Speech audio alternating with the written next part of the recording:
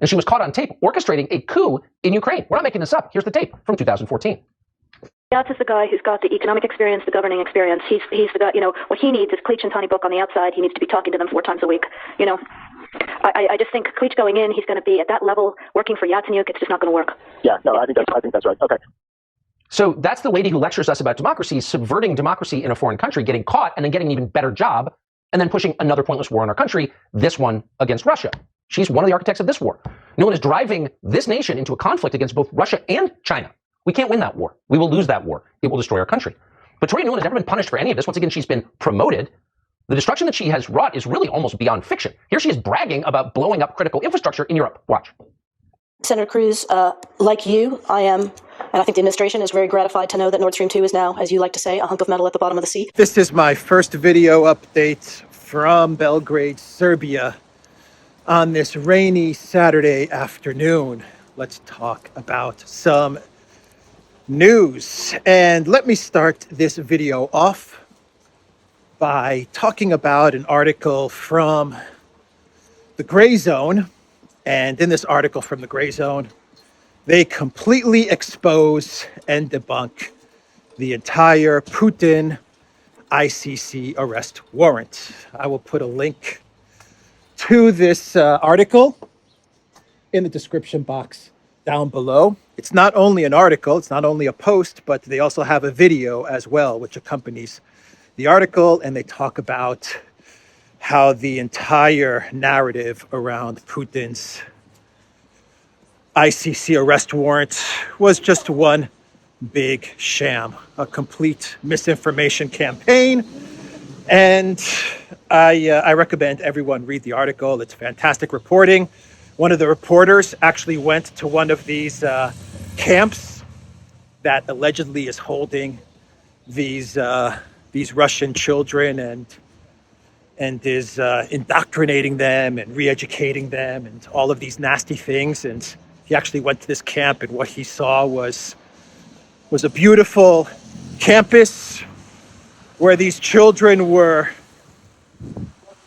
rescued from the artillery and the weapons of war, and they're taught music and sports and art and just all kinds of things that children love to do. And how did this work? Let me just summarize how this worked, how they got the ICC, the Collective West, how they got the ICC to go ahead and issue the arrest warrant. What happened was that there was this think tank, this research center called the Yale Humanitarian Research Lab, I believe. The Yale HRL is what this was called. Give me 1 second.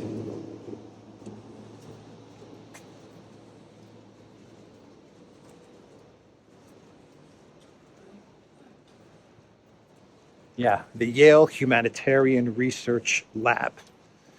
And what this humanitarian research lab did is that it put out a report saying that the Putin regime had taken 16,000 children and placed them in World War II-like camps. And they were doing nasty things to these children against the will of their parents and their family and all of this stuff. And the director of this Yale HRL, he did the rounds on CNN and MSNBC and talked about the terrible thing that Putin was doing. And this got picked up by the EU kleptocrats, and they then pushed this onto the Hague and the ICC, and the ICC issued its arrest warrant. Well, the Gray Zone, they did the research. They tracked down the director of this Yale research lab, this humanitarian research lab. I love the names that they give these think tanks and these research labs and facilities.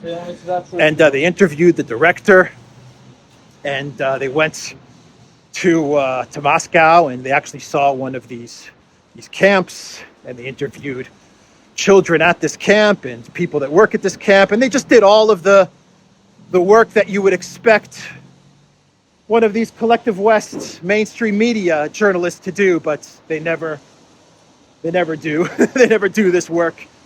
And what they found out was that this Yale HRL was actually getting funding from the U.S. State Department. And even the director of this research lab admitted that the camps are really nice. Actually, he said they're very much like teddy bears. That's how nice the camps are, where the children are staying, so that they can be protected from the conflict, from the war. And no big surprise, huh? No big shocker there. The U.S. State Department funded a research lab. They then got the research lab to go onto the media and talk about the horrific things that Russia was doing. And then they got the ICC to pick up the report from the research lab that the State Department funded to put out this report, and they issued their arrest warrant for Vladimir Putin. And an interesting revelation from this article was that the parents, they were very quiet about sending the children to Russia for protection, because the parents, they are afraid that if the Zelensky regime finds out that their kids are in Russia, they would be arrested as conspiring, as conspirators with the enemy, with Russia, and they could be arrested and put in prison, or God knows what could happen to them. So they were very, very afraid of that, and so that's why the parents of these children tried to keep this very, very quiet, very hush-hush. Not because they feared Russia, but because they feared the Zelensky regime and what it would do to the parents if they found out that their children were being kept safe in Russia and out of harm's way in Russia. So anyway, I'll put a link to this article down below, and you can read it and watch the video. It's a fantastic piece of journalism. It's what you would expect from the Gray Zone, just really top-notch journalism, and they debunk the whole entire Putin ICC thing. Anyway, with that being said, how about we talk peacekeepers? I believe this is St. Mark's, by the way. And, one day I'll take you inside this church, but it's a beautiful church, isn't it? So peacekeepers, that's what Orban was talking about in a radio interview he gave the other day. The EU is thinking about sending peacekeepers to Ukraine, because that's what the side that is winning does, right? When they're winning, they have to send troops into the conflict. That's not what a winning side does. But I like the use of the word peacekeepers. In order to send peacekeepers, you first have to establish peace, and then you can send the keepers, hence the word peacekeepers. But that is what Orban said. The EU is kicking around the idea of peacekeepers. The collective West has talked about sending in troops in one form or another into Ukraine over the past year. We've heard about the plan to send Polish troops into Ukraine to take a bite out of the west of Ukraine. We've heard about no-fly zones. They floated out the idea of US, UK, Romanian, Polish forces entering Ukraine. Anyway, this is not something new. We've heard about these types of collective West forces jumping into the Ukraine conflict, but so far nothing has happened on an overt level. On a covert level, yeah, we got the mercenaries and the NATO forces wearing the Ukraine flag, fighting against the Russians, but on an overt level, nothing has happened yet. But it's a very dangerous idea. The fact that they're bringing this up again shows that they're losing, shows that the collective West is losing. It shows that the EU is panicking. They are panicking, and it shows that they have no plan. They're just making it up as they go along. They really have no plan as to how to win this conflict or exit this conflict in a way which saves them face. Because I think where we are right now, the collective West has come to the realization that they can't win this war. So they're perhaps looking at a way to exit this conflict without political and reputational damage. So that was an interesting statement from the Hungarian Prime Minister. And let's now talk about the president of Belarus, Lukashenko. He gave a speech the other day to the nation, kind of his state of the nation address. And he said a lot of interesting things. He said that Poland is thinking about invading Belarus. That was an interesting statement. And the collective West wants regime change in Belarus. That was an interesting statement. I actually talked about this in a video I did on Belarus a couple of days ago. And I said that one of the reasons to place tactical nukes in Belarus, to deploy tactical nukes in Belarus, was to prevent some sort of regime change. And you have Lukashenko now saying as much. I thought that was an interesting revelation from Lukashenko. And Lukashenko even said that Belarus is now ready for strategic nuclear weapons as well. So a lot of interesting comments from Lukashenko. He even floated out a kind of peace deal to the collective West for the Ukraine conflict, very much in line with, say, the peace deals that China or Hungary are talking about or have outlined already. And I just think it's Belarus's way of just falling in line with China and their peace proposals, and just kind of saying, you know, we're aligned with China and with Russia, because Russia is also in favor of the Chinese roadmap to peace. And it's just kind of Belarus's way of saying, you know, we're aligned with that type of roadmap for the Ukraine conflict. So that was an interesting statement from Belarus. The Kremlin, it came out with a statement and said that they'll consider Belarus's proposal for peace. The Kremlin also came out with a statement with regards to the peacekeeping troops that Orban was talking about, and Peskov said that this was a dangerous idea, and Medvedev said that any peacekeepers entering Ukraine, well, they would be considered enemy combatants, and they would be annihilated by the Russian military. And from Lukashenko, we move on to von der Leyen. Let's talk about von der Crazy. And in my video yesterday, I mentioned von der Crazy's China doctrine, and how the EU is not going to decouple from China, but they're going to de-risk from China. And so China responded to this, the Chinese ambassador to the EU, and he basically said that von der Leyen needs new script writers. That is what the Chinese ambassador to the EU, Fu Kong, said on Friday. Quote, "I was a little bit disappointed," Fu told the outlet CGTN. "That speech contained a lot of misrepresentation and misinterpretation of Chinese policies and Chinese positions. And I would say that whoever wrote that speech for President von der Leyen does not really understand China or deliberately distorted Chinese positions.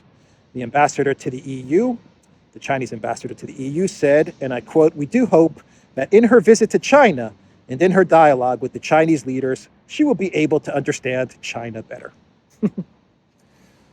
Oh, come on, ambassador of China to the EU. Ursula von der Crazy has good script writers. I mean, they've given us some classic lines. Let's see, they've given us the line, they're tools for that. Remember when she was talking about the elections in Italy and she was worried about Meloni? She didn't really have to be worried about Meloni because they brought Meloni in line with EU thinking fairly quickly. And she's now a bigger warmonger than anyone else in Europe. But she was worried about Meloni, von der Crazy, and she said that for Italy, we have tools for that. Remember that line? How about the washing machine line? The Russians are taking chips out of washing machines and using them on their fighter jets and tanks. That's a great line. And of course, tatters. Who can forget tatters? That's a great line. I think Ursula von der Crazy's script writers are awesome, if you want my opinion.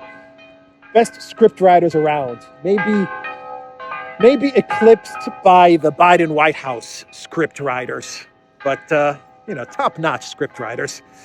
So anyway, that was a statement from the Chinese ambassador to the EU. So I'm at the We Were Just Children Monument Memorial, which is dedicated to the children killed in NATO aggression in 1999. That is what it says over there, and a sad monument, a heartbreaking monument, but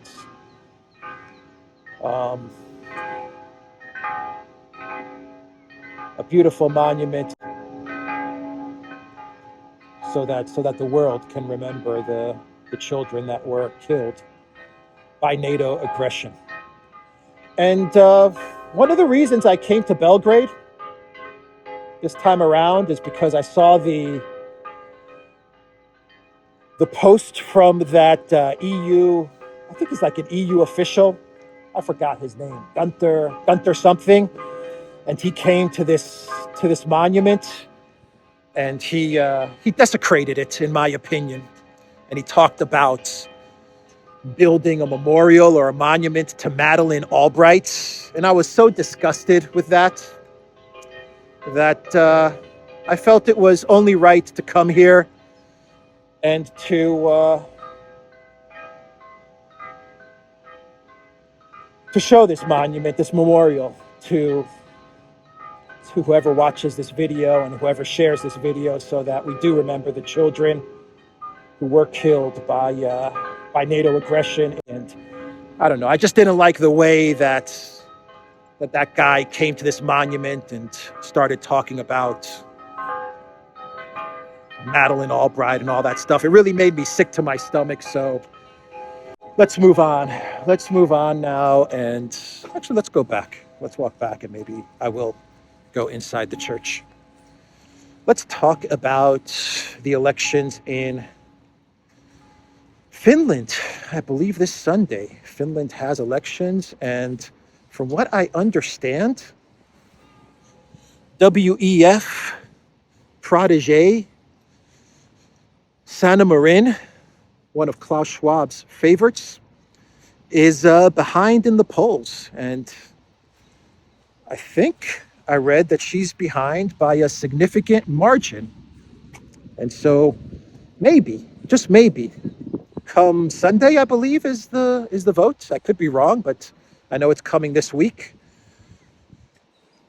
Maybe we are going to get another Zelensky curse victim, and this will be a big one, because if Sanna Marin loses the election, well then, that is a big victim of the Zelensky curse. I mean, that is like a top level Zelensky curse victim. So we'll see in Finland if Sanna Marin stays on as prime minister or if she loses and then gets appointed something in NATO or the EU or the WHO or the UN or who knows what. Ursula von der Crazy, they're saying that she's the front runner for NATO Secretary General. Stoltenberg is going to be stepping down in October, and there are various anonymous sources who claim that Ursula von der Crazy is slated to become the next NATO Secretary General. We'll see. I think it's between von der Crazy and Chrystia Freeland. We'll wait until October, but come this week, we have elections in Finland, and I do hope it's this week. Otherwise, forget everything I've said about elections in Finland. Forget about it. Actually, let me see. Let me just double check. I get very, very nervous sometimes when I feel like I'm not giving out the right information, which happens, which definitely happens. I am only human. Finland's rock star PM Sanna Marin looks set to lose Sunday's general election as she trails behind right-wing anti-immigration party. This is from Telegram. I'm not sure which publication actually ran this title. I think it's the Daily Mail. Finland's rock star, Prime Minister Sanna Marin, is set to lose. So yeah, Dancing Queen. Dancing Queen might be a victim of the Zelensky curse. Zelensky could be that guy. The night is young and the music's high. The music is high. How do the lyrics go? Zelensky could be that guy. The night is young and the music's high. I forgot. I forgot the lyrics. Anybody could be that guy. And the music's high. Play a little bit of rock music. Everything is fine. You're in the mood for a dance. And if you get the chance, Sanna Marin, you are the dancing queen. Young and sweet. Only 17. Don't tell that to Joe Bidenopoulos. He'll come sniffing around. It's just a joke. Just a joke. I'm just joking. Anyway, let's move on. Let's move on. CNBC, they ran a post with the title, "It's not a pretty picture. Russia's support is growing in the developing world." Nope, the sanctions did not really work out so well for the collective West, did they? Russia is not isolated. The collective West is isolated, but Russia is definitely not isolated. Analysts suggest that Russia's sphere of influence has expanded over the past year as propaganda and diplomatic efforts gather momentum and Western powers fail to counter the Kremlin's narrative. Yeah, it's the propaganda, because the collective West doesn't control 99% of all of the big media companies and the big social media networks. But it's Russia's propaganda that's making the difference. These guys. The reason they're running articles like this is because they want to prepare the narrative, clear the way for EU politicians to come out, or even US politicians, Canadian politicians to come out and lobby the social media companies to crack down on Russian propaganda. That's why the CNBC runs articles like this, because they want more censorship. That's it. They control like all the media and all the social media pretty much, but it's Russia's propaganda. That's the problem. Yeah, all right. All right. Yeah, we all believe that. Want to do a clown world? How about this one? How about this image? Tom Cruise was 2022's highest paid actor. He made $100 million. Actually, Zelensky was the highest paid actor. He got $18 million.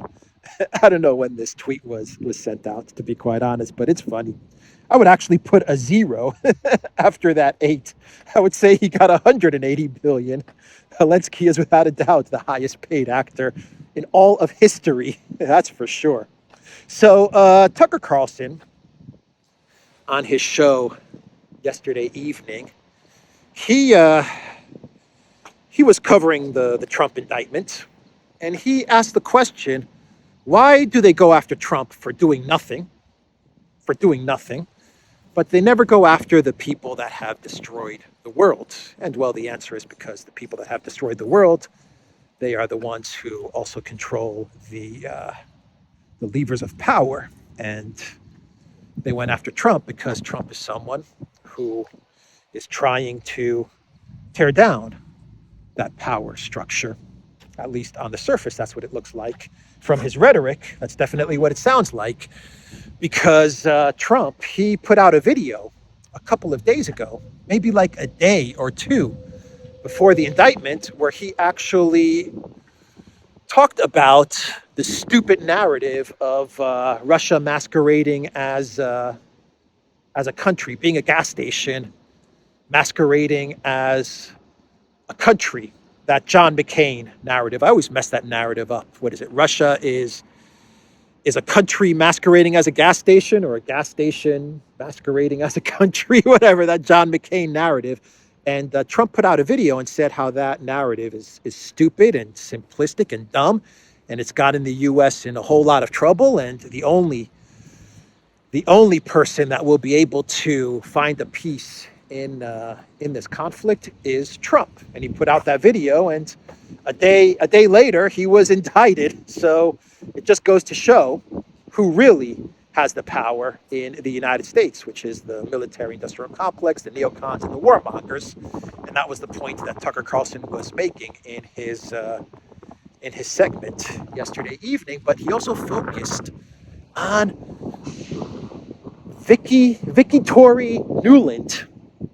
And I thought it was fascinating to see a Fox News host focus in on Victoria Newland and call out all of her crimes and her regime change operations and all the death and destruction that she's caused in the world, and how she has never been held to account for all of her terrible actions. And that's what Tucker was highlighting in his segment. He talked about how Tory Newland was one of the architects of the Iraq War. He talked about the Maidan coup, which I found to be fascinating because Tucker even played the video of the telephone conversation between Newland and Jeffrey Pyatt in 2014, where Newland said, "F the EU." I mean, Tucker actually played that recording on Fox News. I mean, wow. And and then he said that Tory Newland is the one that is driving this conflict in Ukraine. And so I thought I would just relay that back to everyone to let you know that Tucker is, wow, he's doing some pretty amazing work, I have to admit. And yeah, he really called out Newland in that segment in a big way. He also mentioned how Newland blew up Nord Stream. She was one of the people that blew up the Nord Stream pipeline. I mean, he really went after her in that segment. Rightly so. Good on Tucker. Good on Tucker Carlson. But, I do kind of have a soft spot for Victoria Newland. You guys know that. I do have a soft spot for Victoria Newland, and I understand, what she's all about and what she's doing, because at the end of the day, Victoria Newland was just a small town girl living in this lonely world, and she took the midnight train going all the way to Washington, D.C. And she's a small town girl with a dream, just a very simple dream, to get to Washington, D.C. and to destroy the Russian Federation. Just a small town girl with a simple dream to destroy Russia. So let's not be too hard on Tory Newland. Oh boy, do I have any more news? Let's do a clown world here. Let's do a clown world before we enter the church. It's getting kind of windy too, and I don't have my wind card, my dead cat, with me right now. So let's see how everything turns out. The audio on this video. Let's do a couple of tweets which have made the Clown World segment. Let me pull them up here. How about this tweet from, hey, how are you? Yeah, I'm doing a video. I'm doing my Clown World right now. Yep. I would expect to see you here. Yeah, well, it's a beautiful place to do a video. Yeah, yeah. So I was here. I was at the We Are the Children memorial, and now I'm gonna show the church. St. Mark's, right? Yes. I Mark. think so. Mark. Yes. Okay. Good. Because I said Mark, and I don't want to be wrong. All right. Thank you very much. Take care. Let's see here. The president of El Salvador. How about this tweet connected to the Trump indictment? Sadly, it'll be very hard for U.S. foreign policy to use arguments such as democracy and free and fair elections or try to condemn political persecution in other countries from now on. Oh, wow. Spot on. Mr. Bukele,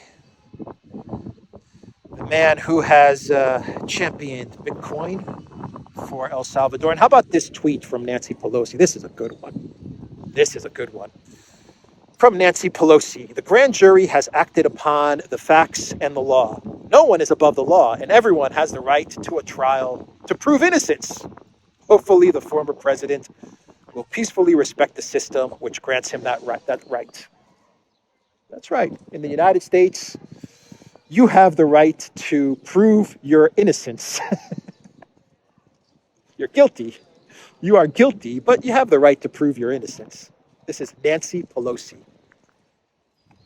former Speaker of the House, the third most powerful person in the U.S. government. At one point, she was the third most powerful person in the U.S. government. I think Nancy needs to, I don't know, I think she needs to lay off of the Anyway, let's do a final clown world, and it's Macron. It is little Napoleon Macron, and he gave an interview a couple of days ago. You know, riots in France, and everyone is upset with the pension reform, and all of France seems to be collapsing. And Macron, well, he said, you know what? I have to get my message out to the people. He said, that's what his media team told him. Let's get you out to the people. Let's get your message out there. It's time for you to do some interviews. And Macron said, absolutely, I'm game for that. I want transparency. I want truth. Macron said so. Let's line up the interviews and let me get my message to the people. And, when I give my message to the people, I'm sure they'll understand why I'm doing this pension reform and everything will calm down. And so Macron decided to give an interview the other day to the PIF Gadget publication, which is a children's publication targeting the ages of 1 to 3 years old. There's all kinds of memes making fun of Macron for this interview at this PIF Gadget magazine. Oh, Macron, little Napoleon. Anyway, let's go into the church and the Duran.locals.com. We are on Rockfin and Rumble, Odyssey, BitChute, and Telegram, and go to the Duran shop, 10% off. Use the code Good Day. Let's walk into the church. I'll show you the church and I'll sign off.